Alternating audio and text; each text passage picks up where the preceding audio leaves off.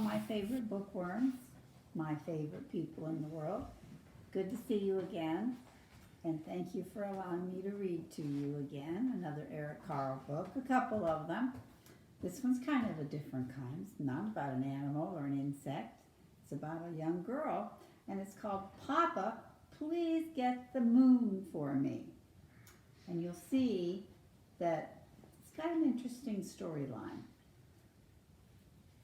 Something a very young child, maybe when you were a little kid, you would almost think of this too. It says, before Monica went to bed, she looked out of her window and saw the moon. The moon looked so near. I wish I could play with the moon, thought Monica, and she reached for it. Sometimes things look like they're close, aren't they? But certainly not the moon isn't close. But no matter how much she stretched, she couldn't touch the moon. Papa, said Monica to her father, please get the moon for me. Young kids don't understand that you certainly can't reach something like that. So this is what her father has to do, and I'm not even sure I can get the book to open all the way, and you can see it. Papa got a very long, what do you think, ladder. Because he's going to try to get the moon for her. This book is old, as you can tell. It's coming apart. He carried the very long ladder towards a very high mountain. Here he is. Kind of hard to see, I know. Way down here is Papa carrying his ladder to the mountain. Why is he taking it to a mountain? Then Papa put the very long ladder on top of the very high mountain. Look how high he can climb. He can get much closer to the sky that way, can't he? Such a good Papa. Up and up and up he climbed. And where is he? On the moon. Oops. There he is. And he's, excuse me, I can get the whole thing. There he is. Finally, Papa got to the moon. My daughter Monica would like to play with you, said Papa, but you are much too big. The moon says, every night I get a little smaller, said the moon. When I'm just the right size, you can take me with you.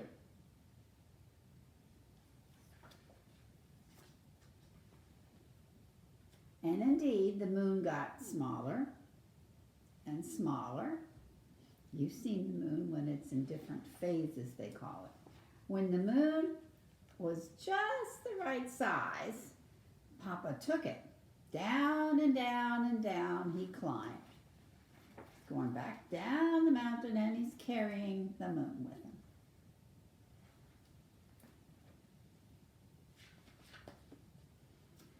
Here, said Papa to Monica, I have the moon for you. Monica jumped and danced with the moon. She hugged the moon and threw it up in the air.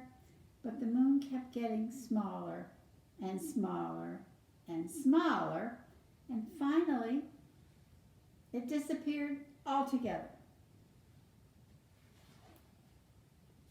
Then one night Monica saw a thin sliver of the moon reappear. You've seen it look like that. Each night the moon grew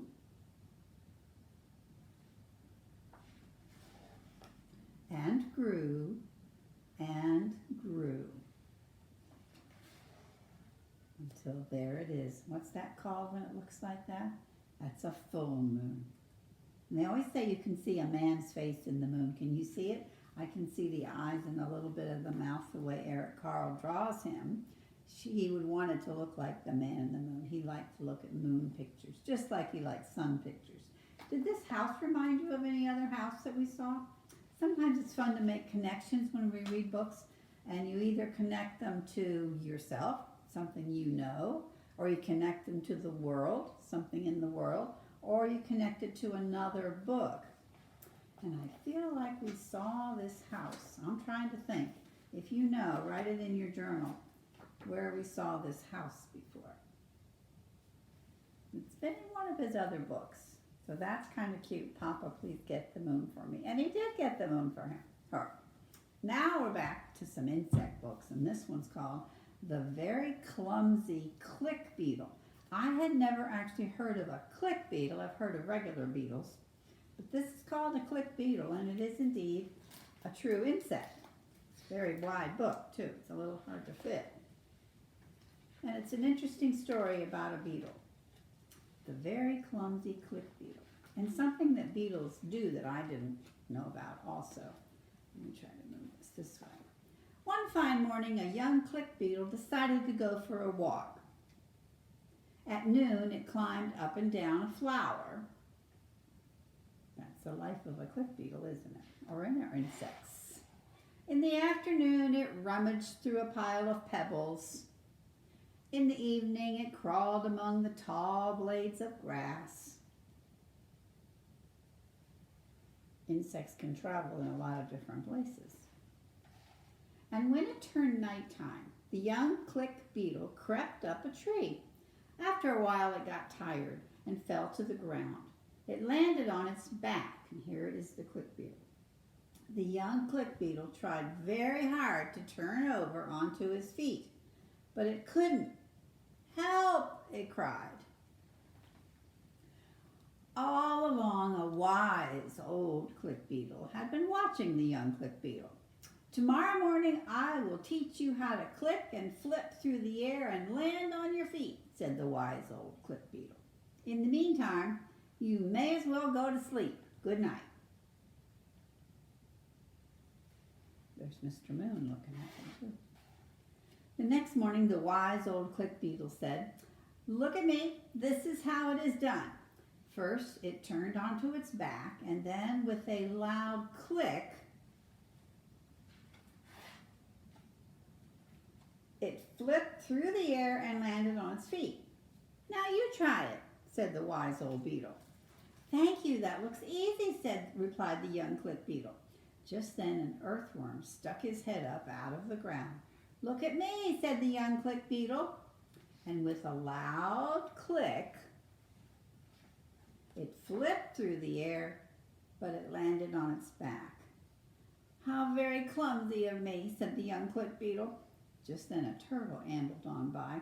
"Better luck next time," said the turtle. "Keep trying." "Look at me," said the young click beetle. And with a loud click, it flipped through the air, but it landed on its back. "How very clumsy of me," said the young click beetle. Just then a snail slithered by. "Don't worry," said the snail. "You'll get there." "Look at me," said the young click beetle. And with a loud click,